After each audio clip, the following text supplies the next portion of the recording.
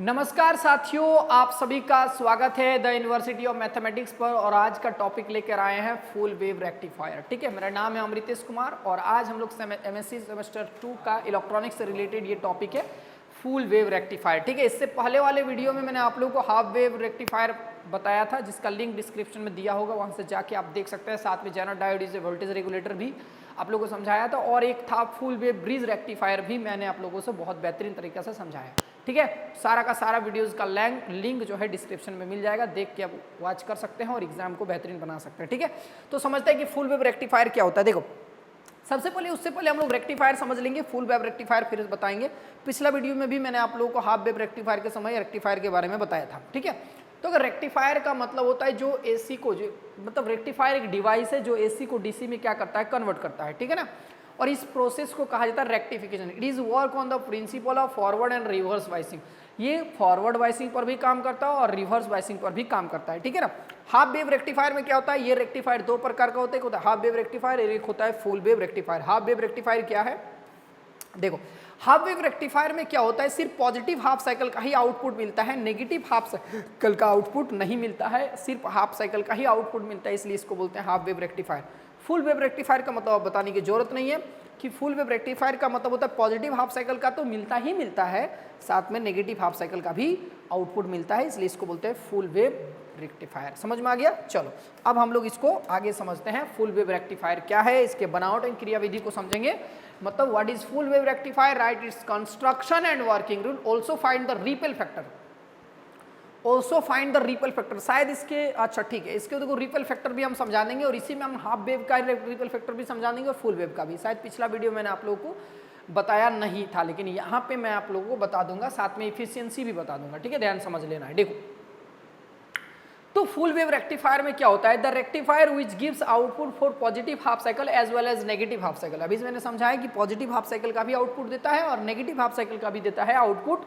ठीक है ना, ऑफ एसी इनपुट वोल्टेज। ठीक है, तो एसी इनपुट वोल्टेज का पॉजिटिव हाफ साइकिल के साथ साथ नेगेटिव हाफ साइकिल का भी क्या मिलता है, आउटपुट मिलता है, इसलिए इसको बोलते हैं फुल वेव रेक्टिफायर कहा जाता है। इसका बनावट देखो, इसका बनावट ही इंपॉर्टेंट है। इसमें हम लोग स्टेप डाउन ट्रांसफार्मर यूज करते हैं। स्टेप डाउन ट्रांसफार्मर में प्राइमरी कॉइल में नंबर ऑफ टर्म्स क्या होता है, ज़्यादा होता है। हम यहाँ बनाएंगे प्राइमरी कॉइल में नंबर ऑफ टर्म्स क्या बना देंगे, ज़्यादा। और प्राइमरी कॉइल को हम लोग एसी सोर्स से जोड़ दिया जाता है। ठीक है, सेकेंडरी कॉइल में नंबर ऑफ टर्म्स बहुत ही कम होगा और इसमें मैग्नेटिक फ्लक्स में चेंज होगा, तो ऐसे हम लोग दिखा देंगे।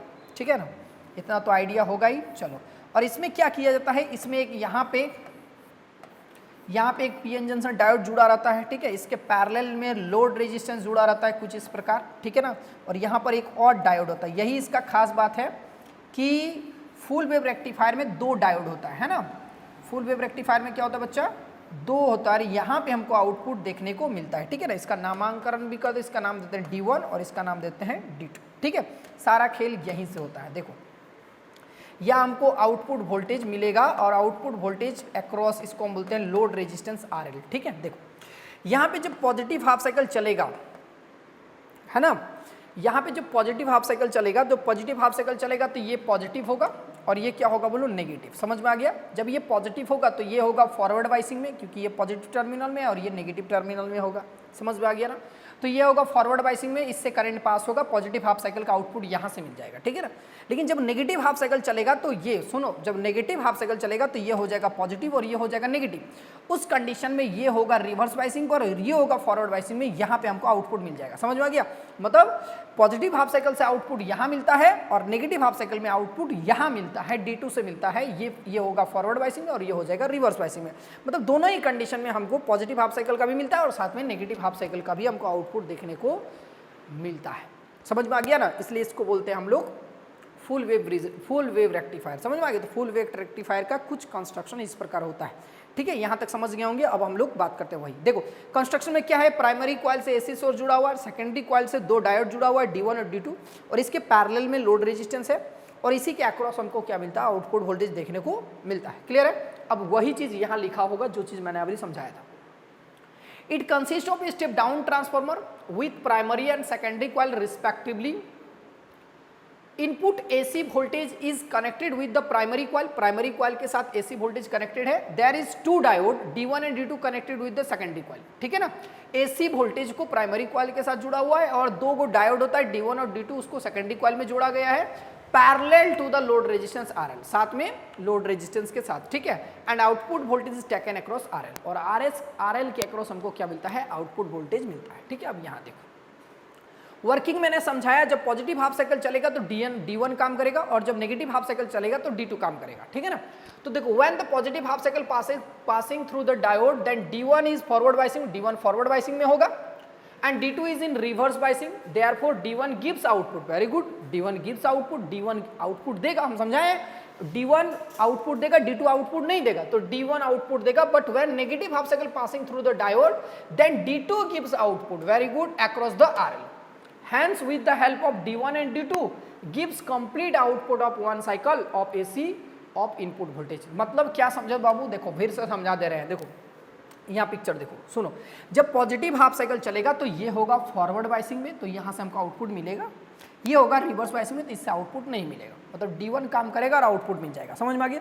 लेकिन जब नेगेटिव हाफ साइकिल चलेगा तो ये होगा नेगेटिव और ये होगा पॉजिटिव, तो ये हो जाएगा फॉरवर्ड बाइसिंग में और ये हो जाएगा रिवर्स बाइसिंग में, तो यहाँ से हमको आउटपुट मिलेगा, यहाँ से आउटपुट नहीं मिलेगा। मतलब एक बार ये काम करेगा, एक बार ये काम करिए, मतलब एक बार ये काम करेगा, ये काम करेगा, समझ में आ गया। वही चीज़ यहाँ लिखा हुआ, और हमें RL के अक्रॉस क्या मिलता रहेगा, इसके पैरेलल ना है तो RL के अक्रॉस हमें आउटपुट मिलता रहेगा, ठीक है ना, वही चीज लिखा हुआ है, ठीक है। तो एक बार D1 से आउटपुट मिलेगा और एक बार D2 से आउटपुट मिलेगा अक्रॉस द RL, ठीक है। Hence with the help of D1 and D2 gives complete output of one cycle of input AC। तो इनपुट AC का हमको क्या मिलेगा, कंप्लीट आउटपुट मिलेगा कन्वर्टेड इनटू DC, ठीक है ना, कन्वर्टेड इनटू DC। और ये किस कन्वर्ट होता रहेगा बोलो, DC में कन्वर्ट होता रहेगा, समझ में आ गया ना। अब हम इसका डायग्राम को समझते हैं, देखो यहाँ समझा देता है। ये रहा, ये हमारा इनपुट AC है, ऐसे ना था, और यहाँ हम बना दे रहे हैं, नीचे में बना रहे हैं DC। यहाँ पे देखो, यहाँ ये देखो पॉजिटिव फेज, ये नेगेटिव फेज, ये पॉजिटिव फेज, ये नेगेटिव फेज। देखो यहाँ हमको आउटपुट में, ये है मेरा इनपुट AC है और ये मेरा आउटपुट DC है, आउटपुट ये DC में मिलेगा, समझ में आ गया ना। अब देखो यहाँ हमको आउटपुट मिलेगा, किस डायोड से मिलेगा बताओ, ये हमको मिलेगा D1 से, और यहाँ पे किस से मिलेगा, ये नेगेटिव साइकिल, ये भी आउटपुट मिलेगा, ये हमको मिलेगा D2 से, समझा दिए हैं। ये हमको फिर किस में मिलेगा, इसमें मिलेगा D1 से, और ये हमको किस में मिलेगा, ये हमको मिलेगा D2 से, समझ में आ गया। इस तरह हमें आउटपुट वोल्टेज मिलता है और सेम डायरेक्शन में ये DC है, समझ में आ गया कि नहीं। तो इस तरह हमको आउटपुट मिलता है। अब हम बात करते हैं रिपेल फैक्टर, रिपेल फैक्टर है ना, रिपेल फैक्टर ऑफ, ध्यान समझना बाबू, है ना, repel factor of full wave rectifier, repel factor of full wave rectifier, ठीक है ना। तो रिपेल फैक्टर क्या होता है देखो, तो रिपेल फैक्टर का मतलब होता है ना, रिपेल फैक्टर का मतलब होता है इनपुट, देखो ये रिपल फैक्टर का मतलब होता है AC, मतलब इनपुट AC वोल्टेज और बाय DC वोल्टेज, है ना, इनपुट AC वोल्टेज और DC वोल्टेज के रेशियो को कहा जाता है रिपल फैक्टर, समझ में आ गया ना। यहां हमको EMF के भी फॉर्म में लिख सकते हैं, AC बटा यहाँ क्या लिख सकते हैं बोलो, DC, यानी कि AC voltage bye DC voltage, ठीक है ना। AC वोल्टेज और DC वोल्टेज के रेशियो को क्या कहा जाता है बोलो, रिपेल फैक्टर कहा जाता है। इसका फॉर्मूला भी होता है, हम यहाँ लिख दे रहे हैं यहाँ पे, इसका होता है IRMS और बाय होगा यहाँ पे DC होगा और इसका होल स्क्वायर करना है और ये -1, ये होता है रिपेल फैक्टर, समझ में आ गया। रिपेल फैक्टर का जो वैल्यू होता है बाबू फॉर फुल वेव रेक्टिफायर के लिए, तो फुल वेव रेक्टिफायर के लिए जो रिपेल फैक्टर का वैल्यू होता है वो होता है 0 होता है, याद रखना 0.46 होता है, 0.46 मतलब 0.46 होता है रिपेल फैक्टर का वैल्यू, ठीक है ना, याद रखना ये टर्म। लेकिन जो मतलब रिपल फैक्टर का वैल्यू जो होता है, और जो यहाँ पे बता देते हैं, जो यहाँ पे half wave rectifier, half wave rectifier, half wave rectifier का जो रिपल फैक्टर का वैल्यू होगा, फॉर्मूला यही रहेगा, बार बार बता रहे हैं।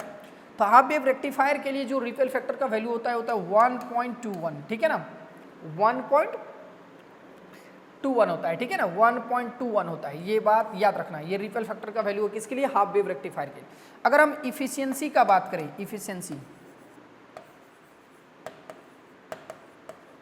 Efficiency of full wave rectifier, ठीक है ना, तो efficiency of full wave rectifier का क्या होता है, इफिशियंसी ध्यान समझते हैं। तो इफिशियंसी को बोलते हैं नीटा, और नीटा इक्वल होता है आउटपुट पावर और बटा इनपुट पावर, है ना, आउटपुट पावर बटा इनपुट पावर, और इनटू क्या होता है बोलो 100%, ठीक है ना।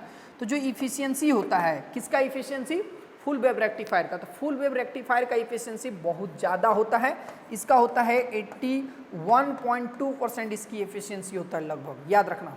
लेकिन हाफ वेव रेक्टिफायर का जो इफिशियंसी होता है वो होता है 40.6, इसका आधा होगा, 40.6% होता है, ठीक है ना। तो इफिशियंसी याद रखना कम होता है। Ripple factor half wave rectifier में क्या होता है बोलो, ज़्यादा होता है, और इसमें रिपल फैक्टर क्या होता है, फुल वेव रेक्टिफायर में रिपल फैक्टर कम होता है, इफिशियंसी ज़्यादा होता है, ठीक है।